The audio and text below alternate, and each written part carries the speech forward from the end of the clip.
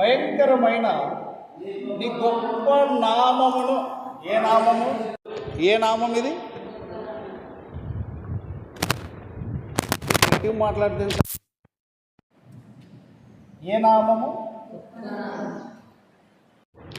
గొప్ప దేవుడు, గొప్ప నామము, గొప్ప వాక్యము. ఎందుకు సమాధానం లేదు? ఆయన సమాధానాన్ని ఎందుకు ఇంటి పక్కల వారితో నీకు సమాధానం లేదు? ఎంతో దూరం వద్దు, పర్లకు దూరం వద్దు, కిలోమీటర్ దూరం వద్దు, పొలం వరకు వద్దు, రోడ్డు వరకు వద్దు. ఆయన సమాధాన అధిపతి. వింటున్నావు కానీ తగ్గించుకో క్రీస్తుని బట్టి. 41:9 వచనం ప్రకారంగా చూడండి. 9వ వచనం ఏముంది? ఆదికాండం 47:9.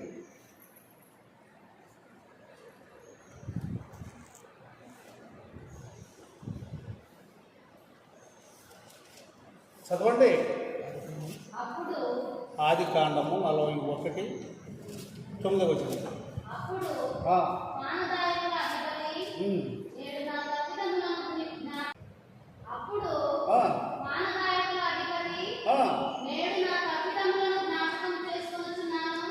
తప్పిదము అన్నాడా? తప్పిదములా?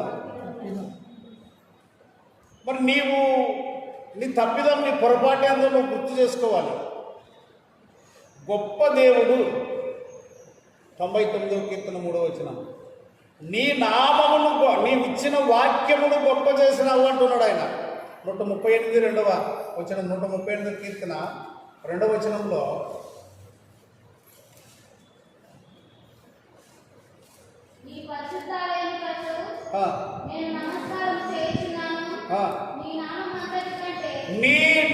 స్త్రీ బాగా గమనించాలి. నీ నామం అంతటి కంటే నీవిచ్చిన వాక్యమును నీవేం చేసినావు? గొప్ప దేవుడు, గొప్ప నామము. దేవుని యొక్క మాట, దేవుడు గొప్పనే, ఆయన మాట కూడా గొప్పనే. మరి మరొక చోట దావీదు ప్రార్థన చేస్తాడు, గొప్ప మందిరము అంటాడు. గొప్ప దేవుడము, గొప్ప మందిరము అంటాడు. ఒకటే నేను చెప్పేది, ఎందుకు సమాధానం అనేది లేదు? ఈ సమాధానమే లేకపోతే అవతల నీవేమీ పొందుకోలేవు.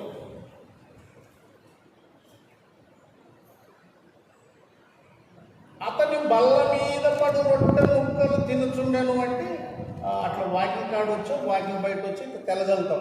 ఎంత దూరం ఉంటుందండి? మాట్లాడండి. ఇప్పుడు ధనవంతుడు బల్ల భోజనం తిన్నాడు, బల్ల మీద నుండి పడు ముక్కలు ఆ దరిద్రుడు తింటున్నాడని మనం విన్నాము. ఒకవేళ పరిచారకులో లేక ఆయన భార్యను లేక ఎవరో ఒకరు ఆ ముక్కలు తీసి చల్లుతూ ఉన్నప్పుడు ఎంత దూరమో, ఇప్పుడు మనం బయటకు వచ్చి చల్లుతాం, ఎంత దూరం? మైలు పోతామా? ఎంత దూరం పోతాము? తిన్నవి, లోపల తిన్నవి బయటకు తెచ్చి అది చల్లుతాం. మరి అది ఇంతలోనే వాళ్ళిద్దరికి సమాధానం లేదు. అతని బల్ల మీద నుండి పడు ముక్కలు తిని ఆకలి తీర్చుకొనగోరెను. లూకా సువార్త 16:19 వచనం.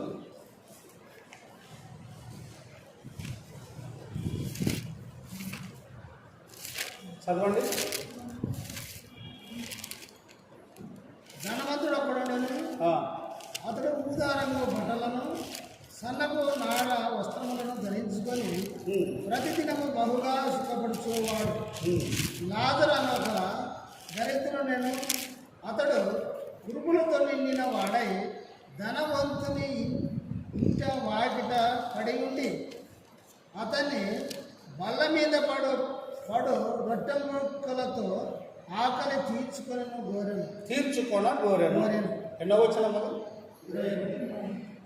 మళ్ళీ చదువు వచ్చినాన్ని అట్లా కాదు. ఆ కింద ముందు ఒక వచనం జరిగింది, అతని ఇంటి వాకిట. అది చదువు. వాడు కురుపులతో నిండిన వాడై ధనవంతుని ఇంట వాకిట పడి ఉండి అతని ఇంకా క్లియర్గా అంటే మనం ఇంకా దూరమే మాట్లాడుకున్నాం కానీ అతని ఇంటి వాకిటి ముందు సపోజ్ అంటే ఒక 4 అడుగుల దూరం అంతే, మనం ప్లేట్ చల్లేంత దూరం అది ఇంతలోనే సమాధానం లేదు వాళ్ళిద్దరికి. బైబిల్ ఎందుకు రాయబడింది అని అంటే మనకు బుద్ధి కలుగుతుంది, జ్ఞానం కలుగుతుంది, దిద్దుకున్నట్టు.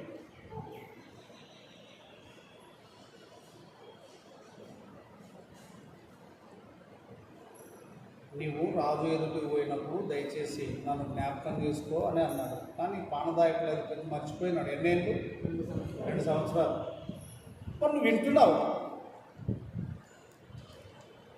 నువ్వు మర్చిపోతున్నావు, విడిచిపెడుతున్నావు. అందుకే వాక్యం మనలో ఫలించడం లేదు.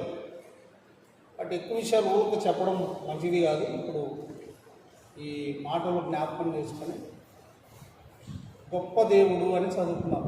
99వ కీర్తన 3వ వచనం, 138వ కీర్తన 2వ వచనంలో నీ నామమును గొప్ప చేసి నీ ఇచ్చిన వాక్యమును గొప్ప చేసి ఉన్నావు. వాక్యమునకు లోబడితే ప్రభువుని మహిమపరచుట, వాక్యమునకు లోబడితే ప్రభువుని ఆరాధించుట, వాక్యమునకు లోబడితే ప్రభువుని స్తుతించుట. వాక్యమునకు లోబడకపోతే మనం ఏమి ఫలించలేము. అందుకే 15 స్వార్థ 15:5 అంటాడు, నాలో ఉంటేనే ఫలిస్తారు కానీ నువ్వు కొచ్చిపోతే ఏది కూడా జరగదండి. ప్రభువు అనగా రియల్ ఆయన ఉన్నవాడిని అంతే. 5వ వచనం చదవండి. 15 స్వార్థ 15. ద్రాక్షవల్లిని నేను, తీగలు మీరు, ఎవడు నా యందు నిలిచి ఉండునో నేను వాని యందు నిలిచి ఉండునో వాడు బహుగా ఫలించును. నాలో ఉంటే మీరు ఫలిస్తారు, నా మాటకు లోబడితే ఫలిస్తారు. ఎందుకున్నాయండి సమస్యలన్నీ? సపోజ్ నిన్నటిది జ్ఞాపకం చేసుకున్నాం. నిన్న వెళ్ళేటప్పుడు ఒక 18-19 మంది దాకా నా దగ్గరికి వచ్చారు. బాప్తిసం అప్పుడు తీసుకునండి అని. మరి ఆ మాట నీకు జ్ఞాపకం ఉంది కానీ సమాధికి ఎక్కడ తీసుకొని పోవాలనేది నీకు తెలియదా? ఊర్లో నిన్న అందరూ ఆశ్చర్యంగా చూస్తున్నారు. వీళ్ళు చైర ఇట్లా పోరే, బ్యాండ్ పెట్టుకొని బాణాలు కొట్టుకుంటూ పోరే, మా ఊళ్ళో ఎవరో చచ్చిపోయారు అనుకుంటుంది అని చాలామంది కుర్రోళ్ళు కానీ వాళ్ళు పిల్లల నుంచి బయటకు వచ్చిన వాళ్ళు ఉన్నారు. బాప్తిస్మం చెప్పి ఏదో కార్యం జరుపుకోవడానికి మాట్లాడుతారు కానీ 20 మంది. మరి ఆ బాప్తిస్మం నిజమైనదైతే రాందే పొరపాటు అయితే ఇంకా భయపడి నువ్వు ఎట్లా పోవాలి బయటికి? అంటే దేవుణ్ణి పచ్చడు ఆడుకున్నట్టు వాడుకుంటావు అన్నమాట.